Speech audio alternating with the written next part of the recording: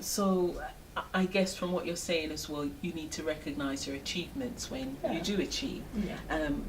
What would you say are the upsides in business? And that's just in general. What would you find were the upsides? I think I mean, everybody will have different things because personally we're all different and the dynamics are just very different. You know, sometimes it's just days where you touch yourself, am I really doing this?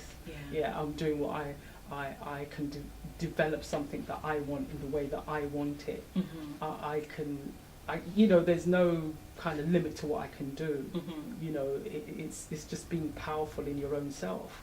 You know, even if you're doing small steps, you're powerful in doing that. So if those are the upsides. You know, you're owning stuff, you're sharing stuff with other people who are doing good things. Seeing sometimes even the steps that someone has taken, and then thinking, wow, you know, that's my motivation.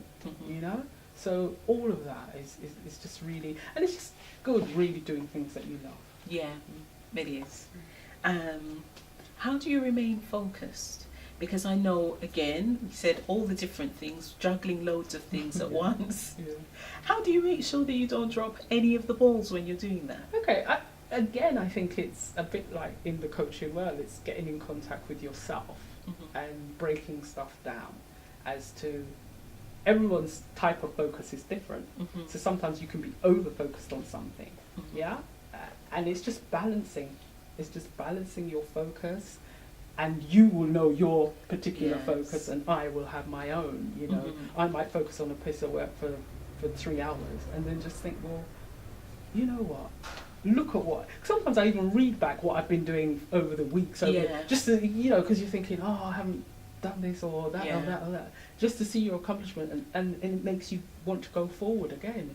And life is like that. That breath you take, the breath you take in, and the breath you take out. It's just, I know it sounds simplistic, but that's just what it is. And that's just keeping focus on what you want to achieve, the way you want to achieve it, who you want to achieve it for, and all those rewards that you will get.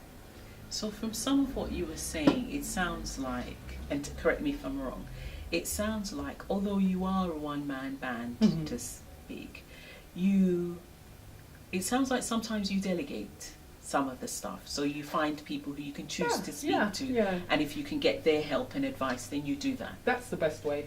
You know, and it's even if you want to trade things with other people, and it may not be in a monetary way, but something I might do, and then you will give me back in a different form.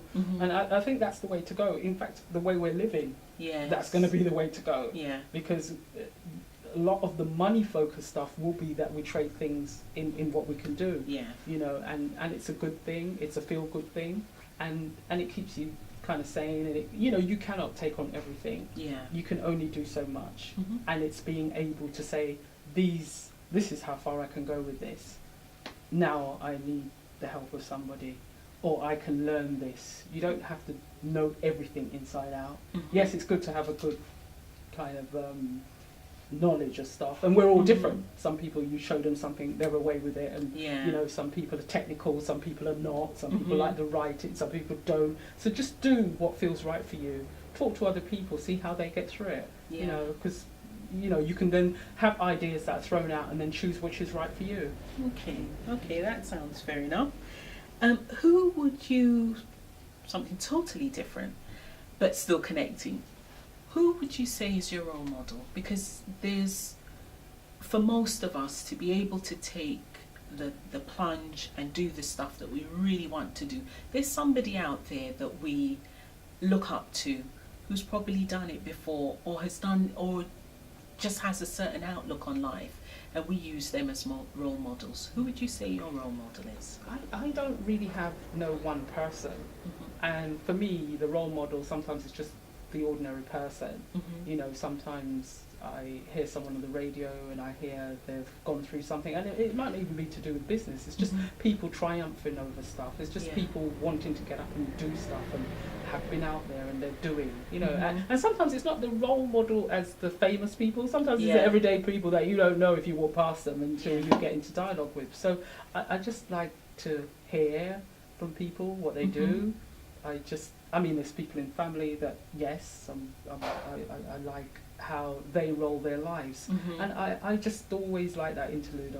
I just like that kind. I don't have no one person.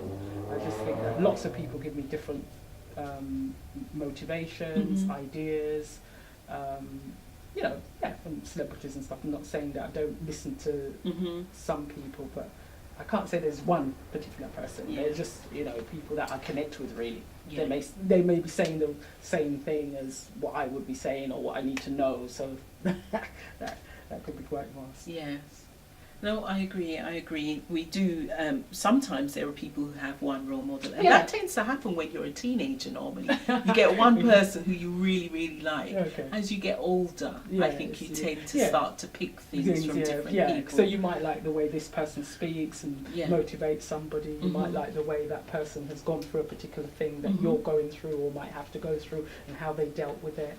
So, well, you said earlier about the individual who had started off, you remember that person starting their business and getting to a point where they were doing very well. Yeah. And that's some motivation in itself. Yeah. You know, where people might have been booking something thinking, oh, is this going to go the way I think? Yeah. And they still strived on, and now they're booking stuff and know people are going to be there without thinking, you know, how many the worry people more is, have we got enough chairs? And that's where you want to get to, and it's about that pushing and keeping in there and just keeping kind of calm sometimes, you know, because we live in that busyness and that thing, and sometimes even, you know, sometimes just letting things go and leaving it. It's a bit like when we go to sleep and all the things that happen in the night, the roads get swept, you know, people do things in the night, people night work, and that's the time where it's quiet. But we don't know that. We come into the office or we come into wherever everything's cleaned, everything's done, and that's it. So it's that behind work where you're not going to see, just allow it to just put, you know, allow it to go. Right, Janet, for those of us who aren't so clear on what a women in business coach is, would you like to fill us in? Okay, I will. What I do is work with women who are in business, who want to look at their health and well-being goals and to sustain those. Because what you'll see as a woman, we're always doing things, we're always multitasking, we're proud of our achievements of doing so many things at once, we're giving out to others, we're doing so much. But sometimes we don't realise that we actually have to take time out to actually work on us, to be better people for ourselves and others. And the question was, do we really take a health check before we go into business? No, we don't, because we don't know what's going to happen. So we're busy going in and things are happening, and we're, you know, that headache, oh, it doesn't matter, oh, my foot's hurting me, don't worry. But what about if we looked at goals, set goals, the goals that we want to achieve, so that we could be the best we can be? So it's not just about monetary funding, getting, you know, being wealthy, but your wealth is your health. Yes. Because once you have health, you can go forward and do all the things that you want to do. When you continuously look at yourself, look at where you're going, the road you want to take, and what's going to get you there, nothing can be better than that. So that's what I advocate, that everyone looks after themselves. And, you know, empower yourself to be the best you can without somebody just advising you do this, do that. But just advising, it is just about empowering who you are and standing tall on that. So that's all about. Very true, very true. Well, Janet, I'm going to thank you very much for being our first member interview.